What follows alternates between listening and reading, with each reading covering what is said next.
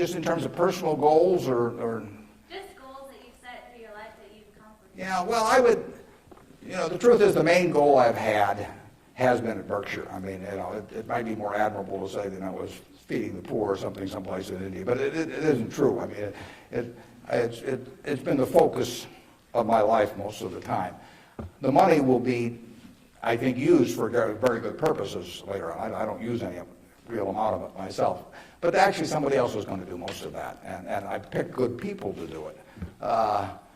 But, I've got 3 kids of which I'm enormously proud, and they like each other. They get, they do things together. They work, the family unit works extremely well. But my wife gets 99.9% of the credit for that. I mean, if you didn't turn out well under her, there's something really wrong with you. It's a life that's a lot of fun, but I do what I enjoy doing. I play lots of bridge on the internet because I like to do that more than anything else. I used to do way more reading. I do a lot of reading, but I used to just read all the time. Now I spend 12 hours a week on the internet playing bridge, and it's great. I will talk to the Microsoft Summit here in about a month, and I tell this group, and there's all these high-powered internet types, and I tell them, look, you guys are all failures because here I am, got all kinds of money. I've been fooling around with the internet now for 10 or 12 years. I spend 12 or 14 hours a week on it, mostly bridge, but I do, the Google searches, and if I'm writing a talk, I look up all kinds of information on it. I read the New York Times, the Wall Street Journal, 10 o'clock the night before, and all these things. And you guys are getting exactly $120 a year out of me. I mean, that is a failure.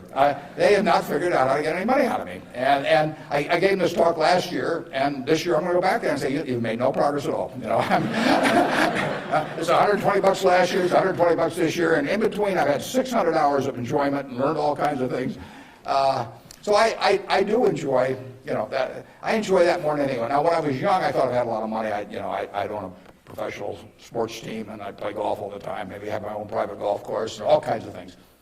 Just doesn't mean anything to me. I have something where 365 days a year, everything is good. I work around terrific people. One of them is here today that came with me, that drove me down. And I mean, I get to select the people I work with. That's a huge, huge luxury. I mean, literally, just think of if you had to work for a boss you couldn't stand, or work around people that cause your stomach to churn. It'd be miserable.